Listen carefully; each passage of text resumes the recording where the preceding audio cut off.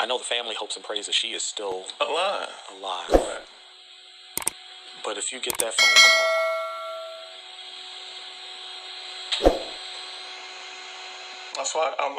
that's why I'm getting back in the ministry. With Bishop, it's not about the money. It's about, really, he always told me, it's like, it's for my life. I'm like, did I do a good job, Bishop? He's like, yeah, you did a good job, but Merv, I want to see you at the ministry. I want to see you in Bible study. He's always on me.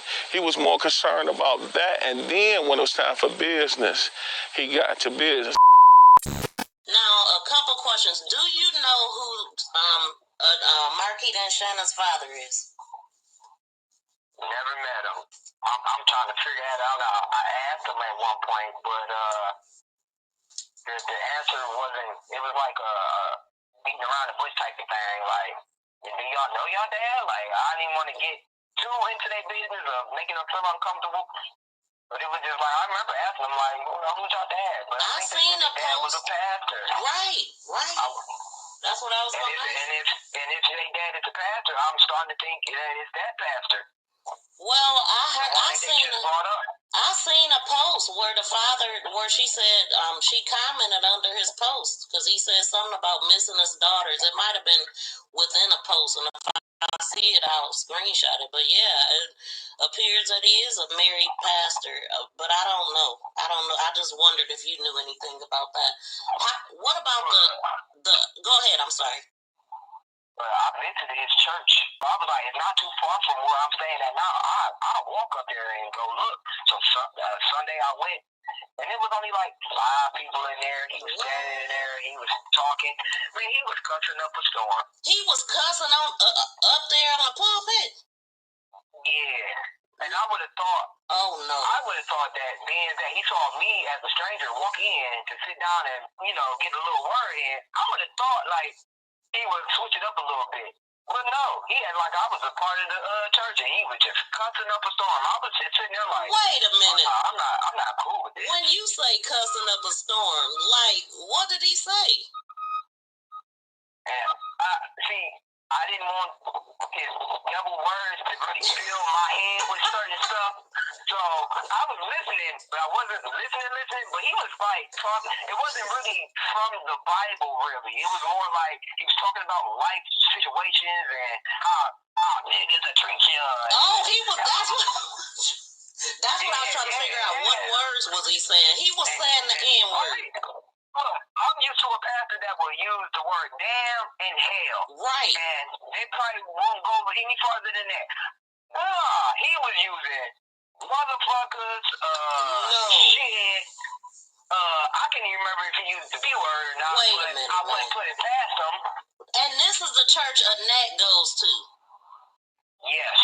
Oh my God, because I want to see if that's the same pastor guy that she commented under the video and saying something about daddy and stuff. Like, I don't know if that's her father or if it's just the church she going to now. Somebody brought it to my attention. The church don't look like a church. It look like a warehouse on the inside.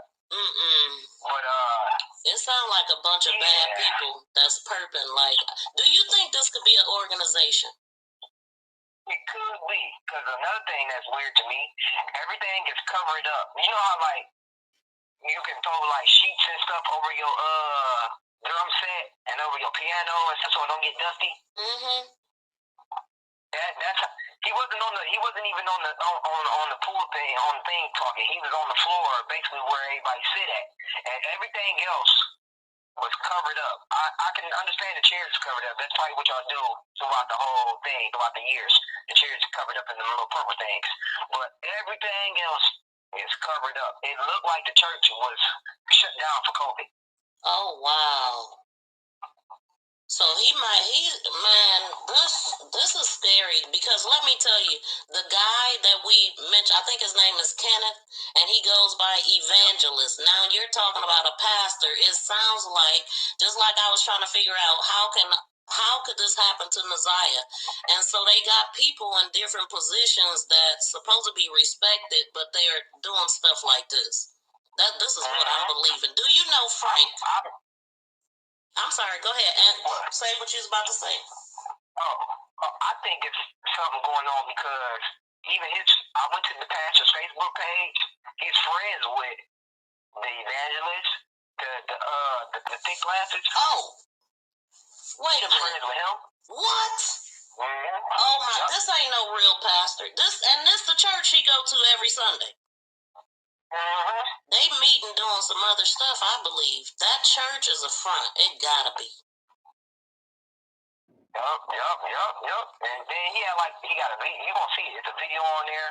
He did like a daddy's and daughter dance for the church, and he got all the little girls dancing, and then you gonna see like all the daddies, if they did daddies, in the background with their phones out, recording. Nobody else is dancing. No fathers out there like, hey, with their little girls, nothing. It's just all the little girls out there dancing, and all the guys is out there like in a circle with their phones out, taking pictures or recording. Oh no. It looked weird. Oh no. This sounds like I seen pictures of Jarvis allegedly taking his daughter to a daughter daddy dance. I wonder, was they going to that church? I think it was that one. I'm trying to do research and look at the background of the place that they was at. I think so, because I don't think he had the balls enough to go to a school dance. Because don't they burn your information? I mean, not necessarily, but now that you're saying that, I'm sure it was at that church. And I wonder where they were going. And you just said that, yeah, that's the connection. Like Bishop is because, at first I was like terrified. I'm around this man, all this, So I just wanted to be perfect, But I learned in trying to be perfect, I just needed to just relax and be myself. He said, well, Merv, if I could do this, I could do that, I do that. I needed to get somewhere where I could be comfortable, because he got plenty of everything going on. I just need to get somewhere where I can be comfortable. And once I got there, I continued to make mistakes to where I thought, oh, he gonna get rid of me or this and that. But he began to tell me, like, it's not about that. With Bishop, it's not about the money. It's about, really, he always told me, it's like, it's for my life. I'm like, did I do a good job, Bishop? He's like, yeah, you did a good job, but Merv, I want to see you at the ministry. I want to see you in Bible study. He's always on me.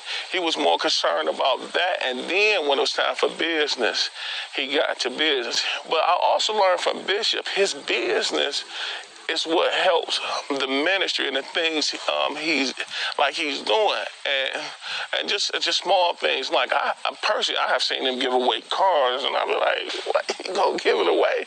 But then I see what happens once the cars be given away.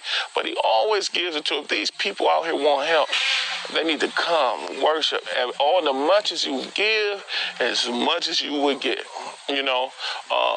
So with the homes, he gives away homes. Houses, homes, he calls me out, he meets me, always blessing. But that's why I go out 24/7. Whenever he calls me, I make myself available, And so it's just dealing with Bishop. I mean, I just love him, for one thing. And, I don't like to follow anybody. But one thing about Bishop, I know he loves God. It's three things. He loves God, and he loves his family, and he cares about people. And Bishop always say, it's not what you have, it's what you keep. It's what you keep. So I am in this ministry, I am in this ministry first to learn. And I love Bishop, I love my apostle, I love my brothers that's always there for me. It's like a family. But in this family, we do have a working environment to where we get out here, we do business for Bishop the best that we can. We have our hiccups, but we do our business the best as we can to keep that ministry flowing. I know the family hopes and prays that she is still alive. Correct. But if you get that phone call,